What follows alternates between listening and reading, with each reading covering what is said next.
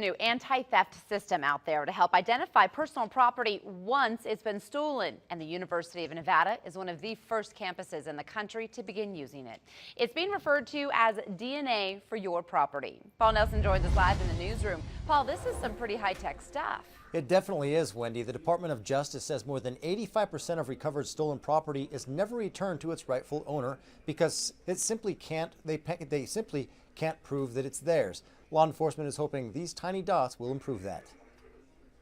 Locate the dots with the digital reader. What you're looking at is a tiny speck of nickel about the size of a grain of salt. The cool thing about it, it's got that CSI kind of thing. More than 1,500 anti-theft dots come in each container. When the adhesive is applied to something, about 30 dots are permanently stuck to that object. We're seeing them use it on jewelry, we're seeing them use it on electronics, computers, a lot of bicycles. The dots can barely be seen with the naked eye. Still, each one of them in the container has the same unique number chemically etched onto them. It's AG 1865. The pin is connected to the owner's information. It goes into a national database that can be utilized if law enforcement recovers a stolen item. So if this property ends up in Miami, Florida, or in Sacramento, or down in Southern California, there's still an opportunity to identify it and return it to the rightful owner. Andreas says college students are often victims of theft, having things like laptops and cameras taken.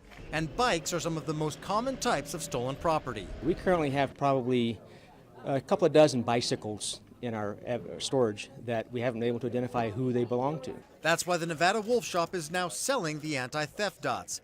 UNR police say they're the 21st century's version of engraved license numbers. Only this is much more discreet, doesn't damage the property, and the number comes back to whoever has purchased the product. Officers say thieves and burglars that target the university are typically the same ones that prey on other areas of Reno.